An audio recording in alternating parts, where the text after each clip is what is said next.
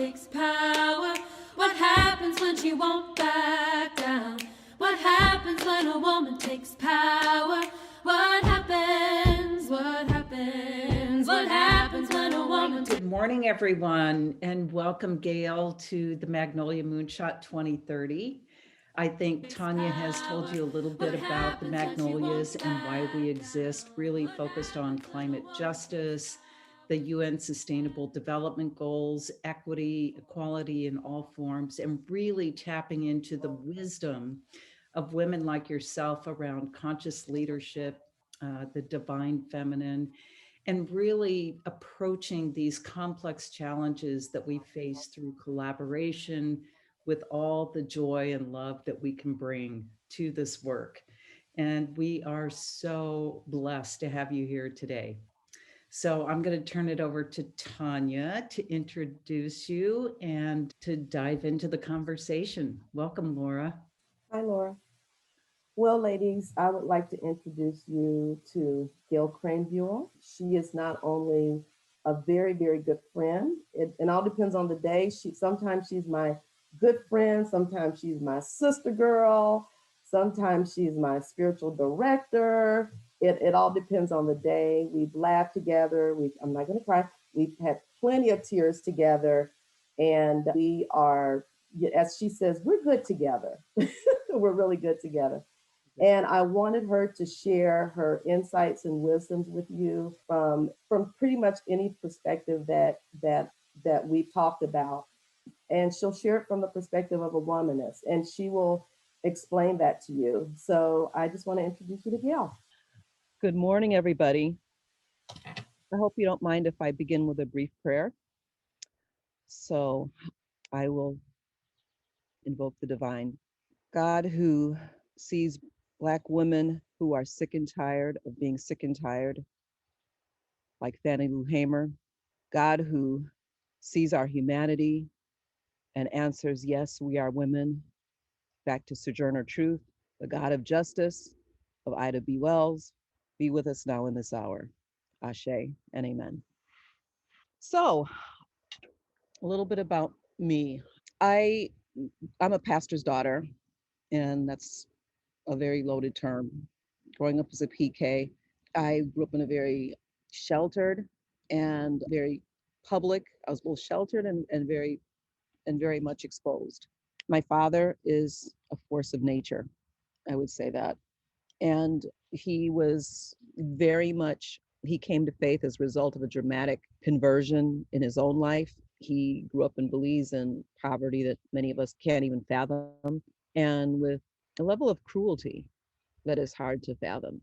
My mother was raised by an alcoholic father, and so both of them found escape, purpose, and hope through faith. They at very formative ages in their lives. My dad was 22, my mom was 10 when they came to faith. My dad was the youth pastor in the church that my mom attended. Both of them saw church and faith as a means of escape, death dealing situations. And so that's what has held them and sustained them.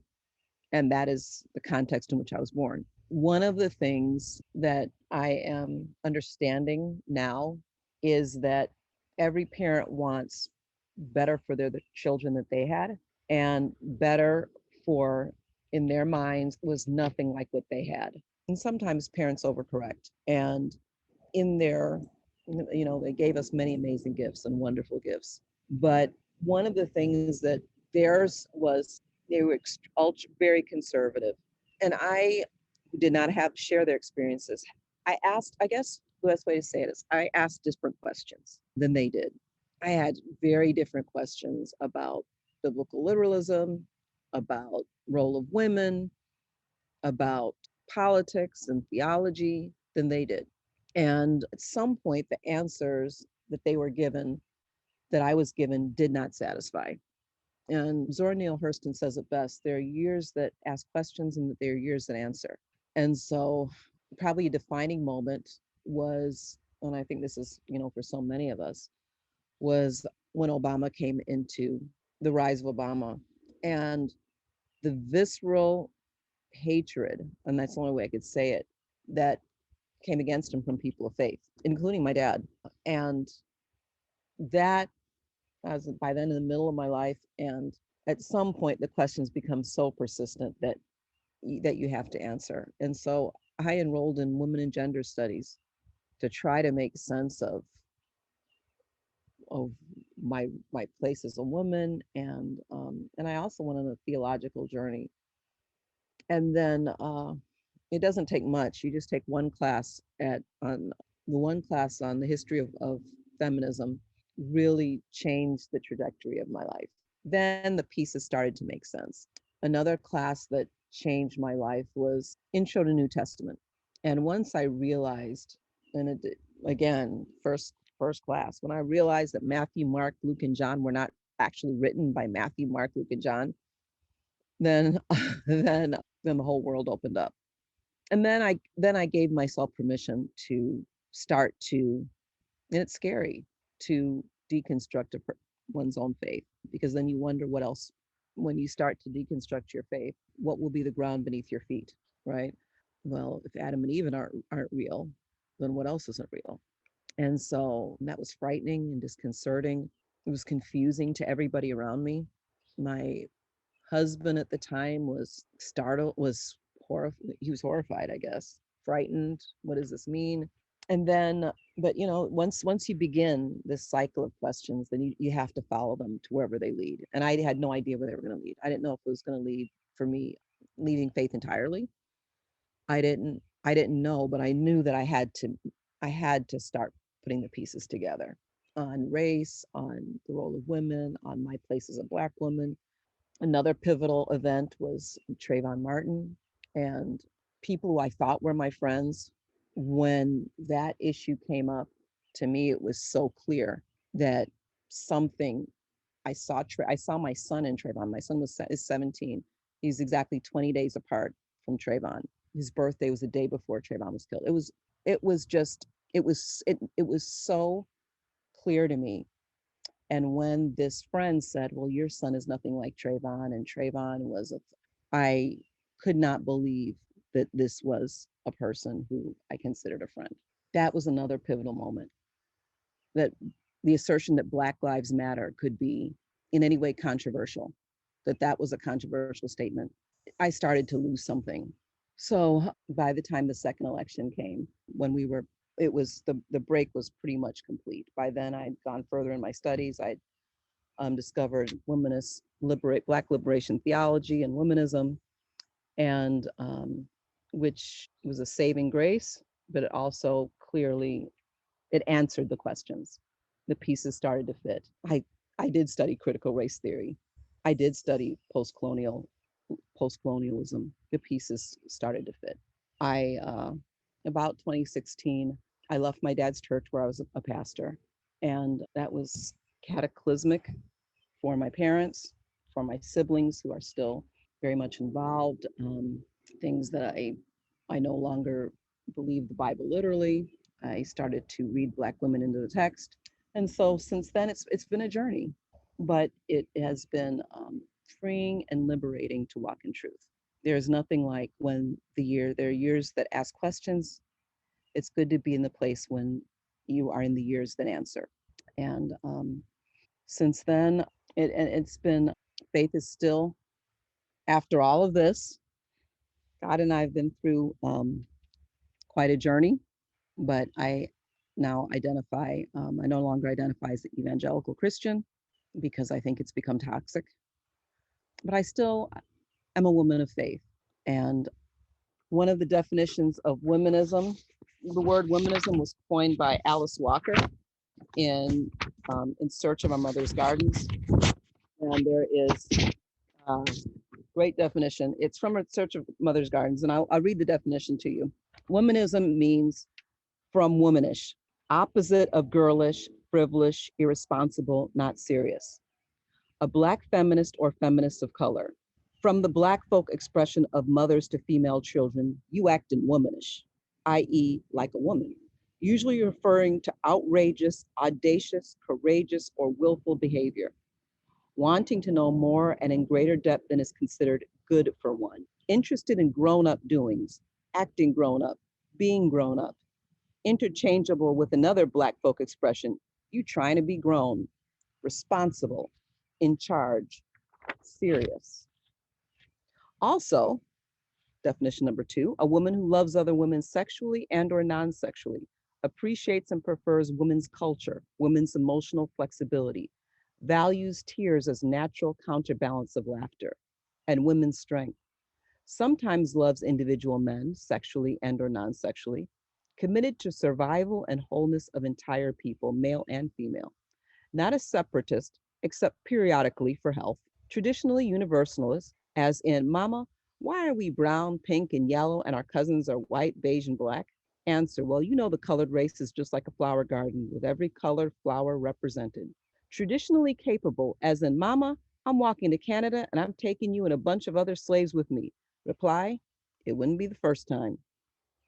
3, loves music, loves dance, loves the moon, loves the spirit, loves love and food and roundness, loves struggle, loves the folk, loves herself regardless. Womanist is to feminist as purple to lavender. So that phrase, womanism, was adopted. That when Alice Walker came up with that definition, it is not, she did not think of it in theological terms as it's become be used, but Katie Geneva Cannon and Dolores Williams, the first wave of womanism, adopted it as a way to understand as a theological standpoint. And Renita Weems, who is a scholar and a friend, used it as a lens through which to view the biblical text. And I like what Will Gaffney said in her text. This is a great book, Womanist Midrash by Will Gaffney. Really important, came out a couple years ago. She says, womanism is a way to talk back to God. We are not, and talk back to the text. And so it gives us a lens to center our stories, our lives, our experiences in the biblical text. An example, I'll go through this really quickly. So everybody knows the story of Ruth. I'll kind of share the practice of how we would look at a text, like the story of Ruth and Naomi, which you all know. So Ruth and Naomi has been traditionally seen as this love story between this woman who leaves the country of origin to cling to her mother-in-law. And she famously said, your people will be my people, your God will be my God. And so she, in an act of faith, leaves her family to go with her mother-in-law, and she escapes poverty by meeting her Boaz or Redeemer. And because of her act of faithfulness, she is blessed with this amazing, she marries a rich husband and they're saved from devastation. That's probably a traditional, easy clip of the text, maybe if you've heard it before. A womanist reading would dig a little bit deeper, and we would look at maybe the story of, we think of Naomi, who had to leave her country of origin because of a famine. We would understand that we would think about women who are forced to migrate because of climate change, globalization, poverty, who have to survive in food deserts, who have to send their children across deserts in order to escape soul-crushing poverty, disaster. We would look at the choices of women who lose we think of the ways in which patriarchy limits women's choices, so that when a husband and sons die, a woman is basically discardable, that her identity exists solely through the men that she's associated with. A womanist perspective would look at the ways in which Ruth and Naomi formed a partnership, women supporting women, the ways in which Mother Wit has always helped women to survive, the ways in which we use systems that are meant to destroy us, and we subvert those through stealth, through our intelligence, through our co-opting of hierarchies. The ways in which, when she gleaned in the fields, the ways in which community can be a way to help poor people from, in which there's a bottom to poverty, because they were required to leave a part of the field, to not harvest all of the field and leave some of it for the poor to harvest, and the ways in which we can think of the common good. We think about women's sexual agency when Ruth went into Boaz's tent, and the ways in which we can negotiate our freedom in these ways in which we negotiate and think about our own freedom in the way we create a pathway for our children. The ways in which God is able to see us in our desperation, and the ways in which he's able to, as Black women have always found a way to make a way out of no way, and the ways in which and how Ruth became part of the lineage of Jesus, although she is an immigrant, a foreigner, marginalized and oppressed in the ways as which Jesus's mother Mary said, he can take the humble and exalt them, right? So that would be a womanist thinking of that text in probably about 5 or 10 minutes. I didn't do it justice, but that's kind of the ways in which we would look at the text. We'd also question, we'd question the whole idea of the negotiation and bartering of this woman at the end, right? So that she can be married to Boaz. We would question why women's bodies, women's choices are still so prescribed and limited, right? That's kind of a really cursory overview of how, if I were to preach that text, I would approach it. Questions for me? It's kind of like a 5-minute kind of an overview of my theological journey and where I stand. I probably should mention one other thing about my husband. In April 1st, 2020, and I mention it in my biography because it's such a cataclysmic thing, is my husband, on October 14th, 2019, he was diagnosed with throat cancer. There's a 90% success rate to this cancer. I went on leave to support him because I knew that treatment would be, it's a difficult treatment, but it's a successful treatment, and I was there to support him. This cancer does not metastasize, but his did. And in less than 6 months, I left him at Central DeBage Hospital for the very last time. So I am a new widow.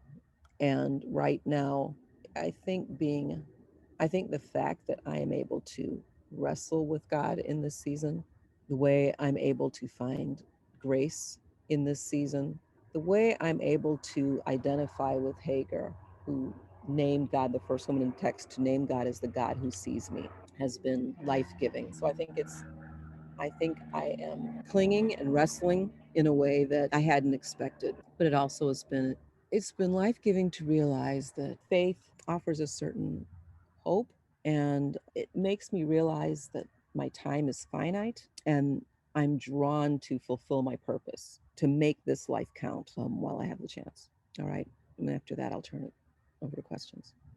So, Gail, one of the things that we had an incident at PDD where we had a lady from Iran. Iran always did well, who came and she was in the midst of us. And of course, we know that the foundation of PDD is we do focus on the divine, and some of the ladies refer to God as He. Some of the ladies refer to God as she. But she really wrestled with not being a person of faith. She really, which she did tell us, she really wrestled with us calling God He. Some of the ladies call God He. And she thought because, of course, it focused too much on the patriarchy, as well as some of the girls, pretty much all of them, that had a bad incident with males. And so she felt that it showed once again that, a man is over a woman, and that a man has authority, and there's no escape from that, even in the midst of being wounded by men. So it was a very thought-provoking, it was a good reminder for us. Can you talk about that a little bit? Because I think it was a great moment for us. How do we do that? How do we work with that? Well, firstly, to refer to God as He is theologically incorrect. It's just wrong. God is not a He. A spirit cannot. First of all, just common sense. Forget the text. A spirit cannot be a man or woman. That is nonsensical. And then Genesis, in the beginning, He created them, male and female, created He them in His image. His. So then, what does that mean? If women are created in the image of God, all throughout the text, there are all these images of God as a nursing mother, as a hen. The word for Eve, help, an azer, a helper. God identifies with that. God calls himself a helper. The exact same word for Eve. It's just theologically incorrect. So I could see, and that's one of the things that a literalist, uncritical reading of the text, of the history of language, of the ways, and the fact that the Bible was written in men, written by men in a patriarchal society, limits our imagination and our understanding of what God is. The spirit is constantly referred throughout the text as feminine. So at the very minimum, I would use language like, I would just substitute, instead of saying his, I would just say God. That would be one way. Instead of saying we are going to read from his word, I'd say God's word. I mean, that's simple enough. But even the image, even gender is limiting, because God identifies with animals, the eagle, rock. I mean, there are all of these images and symbols for God that are meant to expand our imagination of what God is. Chris Kelly Douglas affirms that Christ is black, God is a black woman.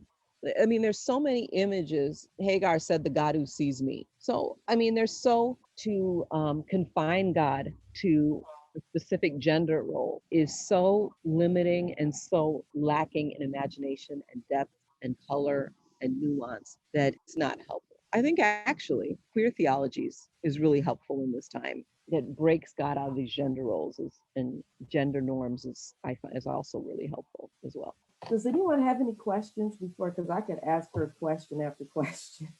I think this is fascinating, Gail, and I love when you talked about how we center our stories and our lives, and the notion of the womanist lens is very powerful. I think that, and I'd love you to talk about this a little bit more, but I almost see it, and I don't want to put it in terms of, right or wrong or black or white or whatever it is, but I would love to hear more about this. The way that I picture it is sort of looking at theology in terms of autopilot or pilot. How do we pilot our own inquiry into God?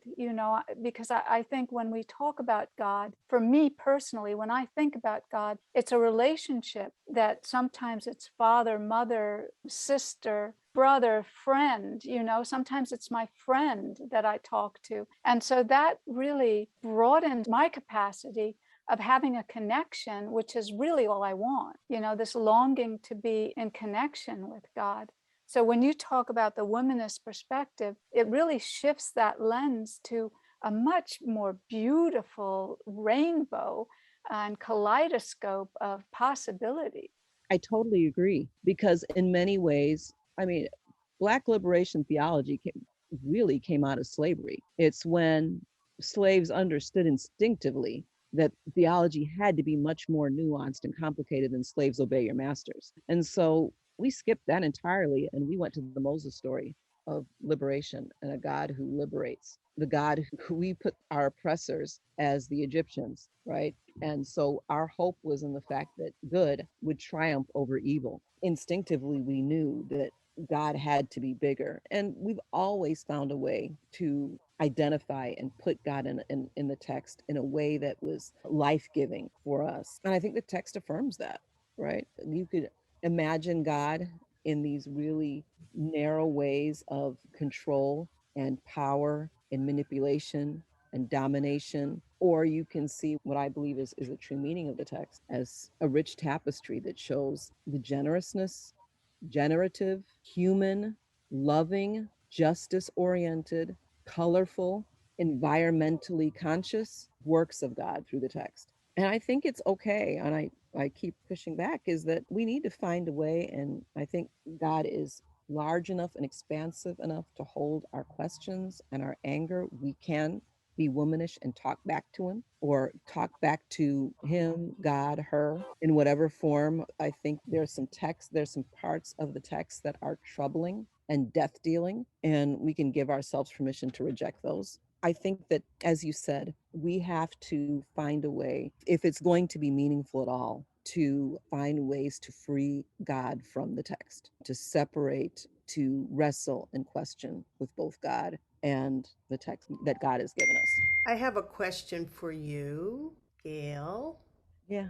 It's not a question, it's a statement, and I'd like for you to respond to the statement. You said that Black women make a way when out of no way. And I know that is something that's said amongst Black women all the time, make a way out of no way. Especially so many of us are single moms, have had to live because of slavery with no man in our lives. and sometimes not even getting respect from those men. It immediately brings up two things. One, that people are marvel at what Stacey Abramson did. Mm-hmm. And it's time for us to stop marveling at that and understand why she was able to rise above all odds and to galvanize a people to get stuff done. And then, secondly, to me, it's making sure that we don't undervalue when we have Black women in our presence. That collectively, if there's an understanding that that is kind of what our karmic mission is on the planet, why we're so strong, and that's why we talk back, and that's why there's so much like that in us, that there's a general understanding that it's in our DNA to make a way where there isn't. I just want to hear your feeling, because that definitely struck a chord. You know, it's not a part of everyone's DNA to have that as your basis for your God self, God self, God self, God self, God self. I think, yes, Black women are carrying this democracy on our back. On the other hand, I'm resentful of that role. I am, like Fannie Lou Hamer, sick and tired of being sick and tired. I am tired of having to consistently and perpetually having to assert my humanity. I am frankly resentful of these death dealing systems that we are forced to continually having to make a way out of no way. I think it's okay if we decide, I like how she says, take a break at some point as Zora Neale Hull. I think we can resist being the mules of the world and start expecting others to do their fair share. And we are human, we break, Black does crack. We see it in our life expectancy. We see it in our infant and maternal mortality. We see it in our high incidences of every disease possible. We die more of breast cancer, diabetes, heart disease. And at some point, we have to demand that Black men, white women, white men start taking responsibility for the chaos they're causing on this planet. If we just pay attention to what is happening around voting rights right now, at some point, we are going to survive but at some point this becomes unsustainable. This planet is turning in on itself, and we've got to really seriously pay attention to that. So yes, I agree with you that we have done that. We have continued to do that, but not every, I mean, we can even look at turning back to the biblical text, not every story has a happy ending. Jephthah's daughter died. Tamar, who was sexually violated by her brother, vanished from the story.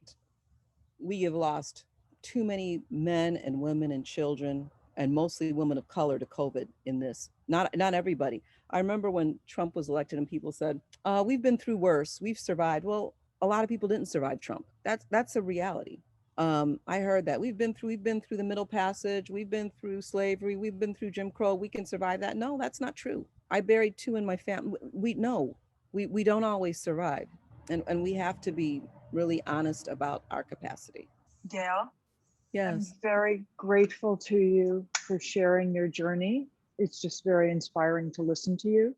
And I'm really struck by the ups and downs of the journey that you've been on, and most recently becoming a widow, and your ability to reframe it, probably not all day long, but your focus on it being a gift in many ways, as you said, and how your time is finite and how you're drawn to fulfill your purpose. And I would love to hear more, just for you to say more about how you're thinking about this finite time. And I was just remembering a quote by David Orr last night that I love to remember, which is, because I've been very depressed about climate justice and what's going on in the world and democracy, and I can really spiral down. And then I remind myself that hope is a verb with its sleeves rolled up. Yes. And so I try to keep my sleeves rolled up and fulfill whatever my purpose is. And I'd like for you to say more about yours, because you're an amazing, inspiring woman. Thank you so much. So my purpose, and one aspect of my purpose, I think, is to bear witness, is to be able to, and I think Jeremiah the prophet had this role. He saw the world on fire and he saw it unraveling. And sometimes the only thing you can do is bear witness and be that voice crying in the wilderness saying, this is wrong. This is where we're going if we don't change. And I really felt that during the Trump era to say, this should not be. I don't care if 54% of my fellow white women are able to pull the lever for Trump, if 81% of evangelicals vote for Trump, to say, I will never, ever support this regime. This is a line in the sand. To say children in cages should not exist. To say, even as we see literally the world on fire, to say there is a better way. Sometimes, and I think about that verse in Hebrews that says, so many died not obtaining the promise. And to be committed to fighting for a world that you may not see, the way our ancestors managed to survive long enough so that we could be here.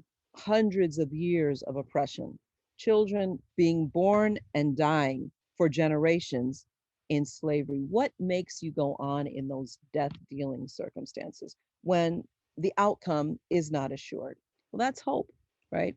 Hope is the belief that your life, that your witness matters and that you can bearing witness. And I do that through writing and speaking and teaching, is to bear witness. Sometimes that's the only thing you can do. I also think part of my purpose is to stand unapologetically on the side of justice, to be an active voice for those who are oppressed. In the words of Jesus, the Spirit of the Lord is upon me to loose oppression, to set free the captive, right? To stand unequivocally on the side of the marginalized.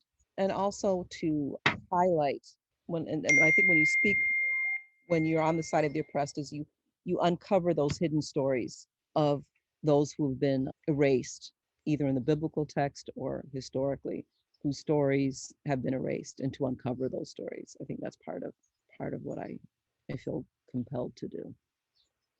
Gail, this has been just amazing what you've shared with us. And you touched on a question that I have again just now, but you mentioned that evangelical Christianity has become toxic.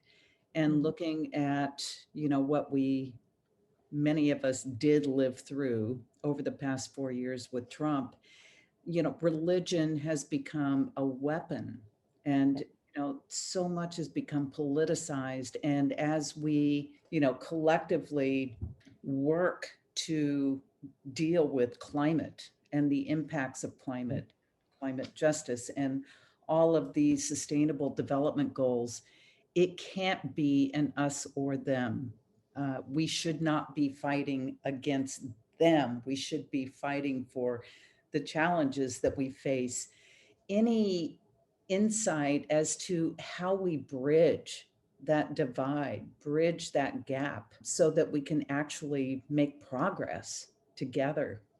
Darcy, I'm going to be brutally honest, and maybe somebody else has a better answer. I am not sure. I don't know how bridgeable some of these divides can be. How do you bridge the divide between people who are so intent on maintaining power at any cost that they would rather maintain power, even if it means literally watching the world burn, who are not even motivated by their own self-interest, who are not even motivated by their own love for their own children? When I saw what happened in Sandy Hook, where mostly white children are gunned down, and we couldn't even, there was not even the impetus to protect that's it, to protect your own offspring. These were, our kids are being slaughtered in the street all day. But when I realized that the majority, too many, I shouldn't say the majority, because the way we've allowed power to sustain itself here is not, we've allowed through gerrymandering and the way the Senate's constructed, I shouldn't say it's a majority, but the way that was not enough. I am not sure what is. When I saw in the Capitol insurrection on January 6th, I am not sure how to bridge that gap when we can't even agree on the basic facts. If the fact that human beings are responsible for the change in climate, that global warming is real, if we can't agree on that, if that is still being debated, if you can't even if no matter what facts you summon or marshal, if people are so intent on maintaining power that they would coin a term called alternative facts, I am not hopeful. I am not sure that our way is clear. I know that sounds really, and I'm not a pessimist. I'm deeply, I mean, I'm a deeply hopeful person because I'm a spiritual person. But I don't know. I don't know how to bridge that. If people are going to continually go against reason and common sense and science and their own best interest and their own survival, where do you go? I don't know. Maybe you all have thoughts about that. That's a Well, I so appreciate your response to that because it flips something in me, from the very first days when the Magnolias got together. We've talked about how do we bridge the ecological, the socioeconomic, and the spiritual divide.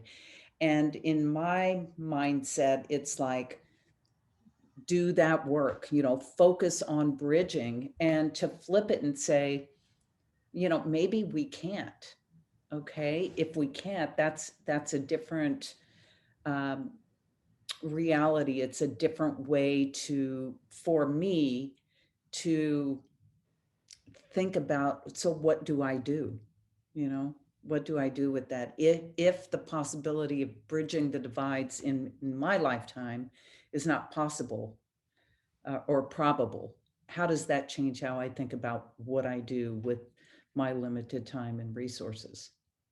my response would be to speak the truth. That we can do.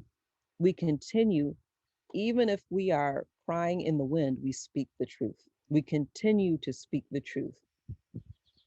We do it with our words, we do it with our bodies, we do it, we, as the prophet said, we cry aloud and spare not. We let the chips fall where they may. We accept whatever consequences come with speaking the truth. We do what the congresswoman did, who put her body in the way and got arrested over voting rights. We speak the truth. We do what Fannie Lou Hamer did. We speak the truth. We do what Sojourner Truth said and say, yes, I'm a woman. We tell the truth like Ida B. Wells, even if you have to leave Tennessee, and say the truth about lynching, which is that Black men are not raping white women. Ran her out of Tennessee, but she spoke the truth. We do what Nicole Hannah Jones is doing right now, speaking the truth. I just want to add that I think that's so important in terms of the stories that we tell about our time and speaking the truth. And one of the things that my husband and I had been doing in the election was just creating videos and putting them out there, not partisan, except about issues like climate justice and the importance of voting, and really aiming it at youth. And in terms of Darcy's question about, how do you bridge the divide? I think that these stories that we tell can influence, can somehow get through. Yes. One of the ones that my husband and I are working on now that I'm excited about, and it was his idea, was that here we are with the January 6th insurrection and people trying to frame that as some kind of patriotic thing that happened. But this is also the 20th anniversary of 9/11. Yes. And so to use that time where there will be a big focus on 9/11, and look at Flight 93 and the heroes in that plane who rebelled and put their lives and risked, gave their lives to keep the Capitol protected when they realized that they were being aimed at the Capitol, and to take the plane down in Pennsylvania. Those are the real heroes. And so to tell those stories of contrast and contradiction and in these crazy times that we're in.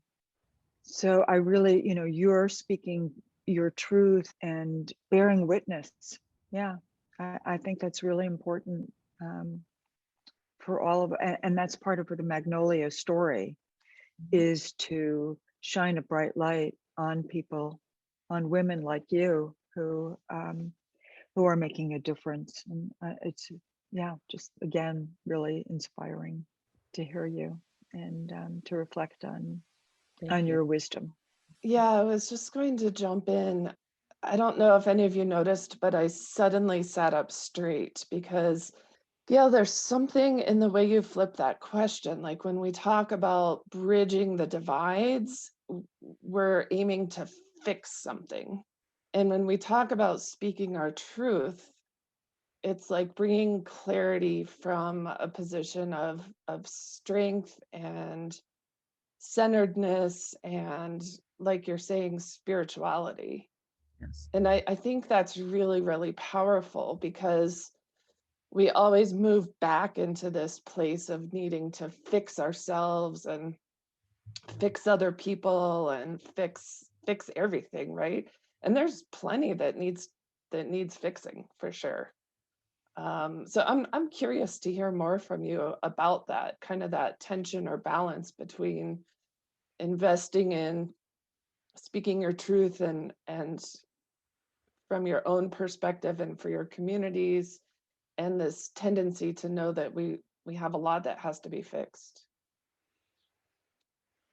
I think that's how we make the world right, is by naming it, is by speaking the truth, is about telling the stories. As we say in the Black church, testifying, sharing our testimony. That is, our truth cannot be, when you come from a place of truth, how people, what people do with that is not our responsibility. And I think we have to relinquish, I think you said something powerful. We have to relinquish some of the responsibility of fixing this, other than to say, well, as long as there's breath in my lungs, um, I am going to stand between, I'm going to put myself through my words and my physical body, whatever I have to do, I'm going to stand between harm and the people who are being impacted. That's what King did. That's what Coretta Scott King. That's what Coretta Scott King did. That's what Rosa Parks did. That's what Tasha. That's what. At some point, we have to say, if I'm willing to die on this hill. And and that witness, that personal witness, I think is powerful. Because really, what else do we have other than the truth? Other than to say a lie is a lie, other than to point out cruelty, other than to point out facts that no, they're not alternative facts, there are just facts. To say that we stand on the side of science, to say that we stand on the side of good, that we stand on the side of joy and human flourishing and common good. We do that, and we can do it in a plethora of ways. There's no limit to the ways in which we can do that, but we continue to find ways, and we don't look at the cost. At some point, you have to say, and I think when you get to a certain stage in life, when you've lived long enough and suffered long enough, you realize that it really becomes not about us. It really is not about us. It's spirit working through us to fulfill our purpose, right? It's really so much bigger than us, that, our the song says, if I can help somebody, spiritual says, if I can help somebody, then I know my living has not been in vain. That was King's favorite song. If I can help somebody, if I can, and that's what we do. And I think, back to text, if we can, if we can offer what it is we have freely, with no expectation on the outcome or the end, that's hope, that's courage.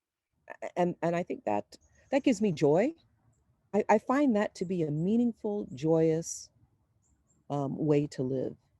You can experience joy, and while the world, when you know you're standing in your truth, when you know that you are doing what you've been called to do, that is so freeing.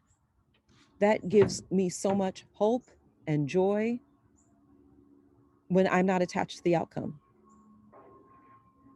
And I believe that attracts people.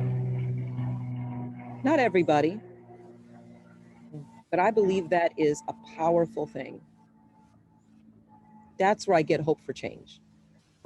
Thank you, Gail. We don't want to hold you up, but we always close with two questions. And the first one is 3 calls to action for women. And the second question is advice that you have for women. What advice would you have for women and or for us? And 3 calls to action for us. So the two questions, what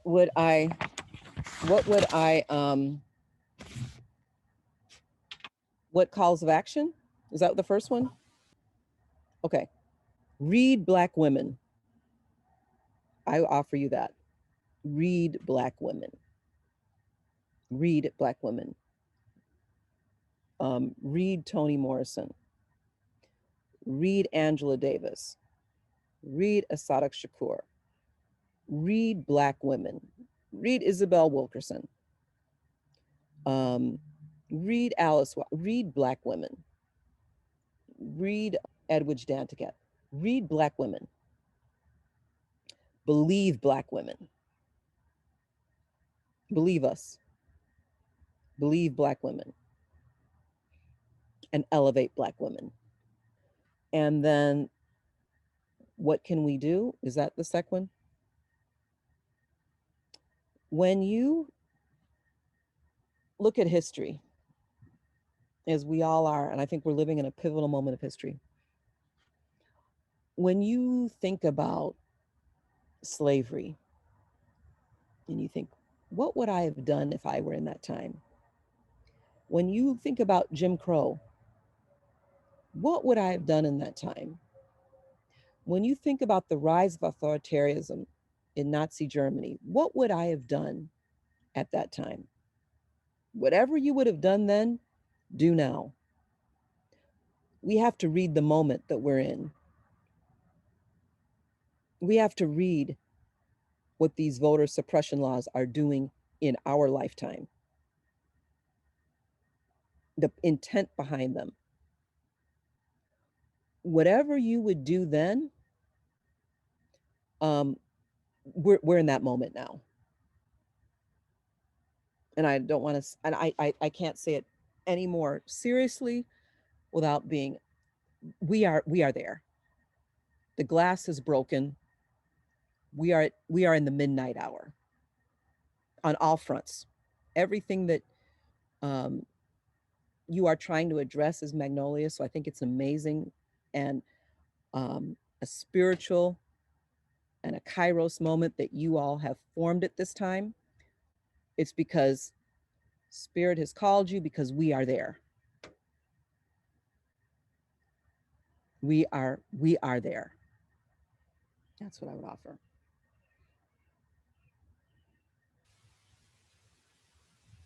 Feel like we need to take a deep breath. I'm so sorry. I feel bad that I've No, that was I am perfect. that it's I wish I had No, I'm no, really a that's funny perfect. person. In real life, I do want you to know I'm very funny. Tanya, She is very funny. she laughs at me all the time. She thinks I'm hilarious. I really am very funny.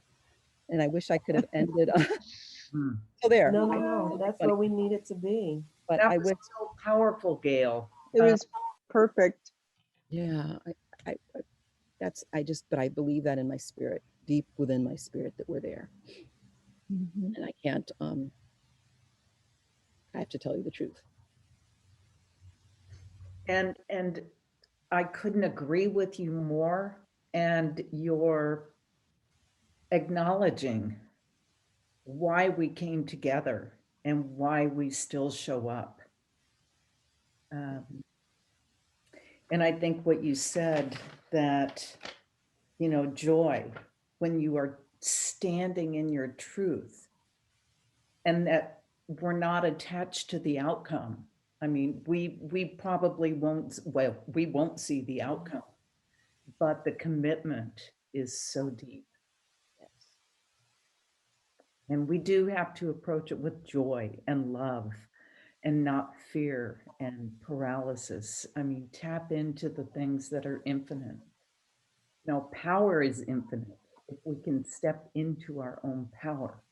Yes. Thank you. Thank you. Thank you. I think you gave I- that as an example, Gail. I loved this. I love this dialogue, and I love you. I mean, you are so authentic. You are so powerful. You have brought such truth.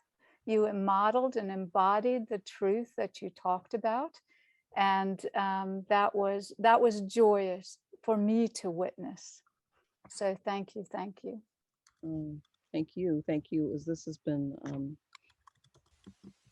has been really a rich conversation, and I am excited about your work and what you're doing and where it's going to go, and the lives that you will impact and save. I just applaud you and beg you to continue. Don't stop. Gail, something that you said that is so galvanizing for me to marinate and pray and meditate on is that detachment from the outcome, because that's what paralyzes me when I think about, just how impossible it can seem. And so being detached from the outcome does really release more joy and possibility and hope. So thank you. I'm really going to work on that. Alice Walker said, hard times calls for furious dancing. And that's what we do. We dance. We love. We laugh. That's what sustains us in this work. I think that should be the Magnolia byline. Amen. We did dancing at PBD. Yes, we do. Yes, We we have a dance. dance party at the end. Always dance. Gail, I thank you. I'm so glad I got to share you with everyone. I told them that you were very, very powerful and special, and it's hard to put into words who you are. You have to be experienced. You're my I friend. appreciate you. I really do. I really appreciate you. Love you. Love you so much. I love you more. Thank you, Gail. Thank you, everyone. You are welcome. We are now connected. Yes. Anything that I can do to encourage and support you in your work and cheer you on, I am happy to do it.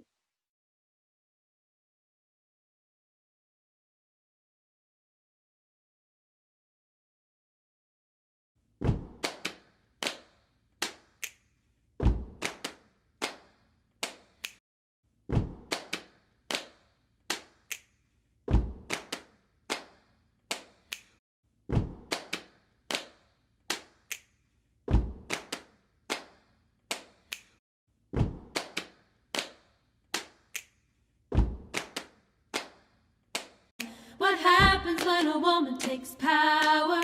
What happens? What happens? What happens when a woman takes power? What happens when she won't back down? What happens when a woman takes power? What happens when she wears the crown? What happens when she rules her own body? What happens when she sets the beat? What happens when she bows to nobody? What happens when she stands on her own 2 feet? What happens when a woman takes power?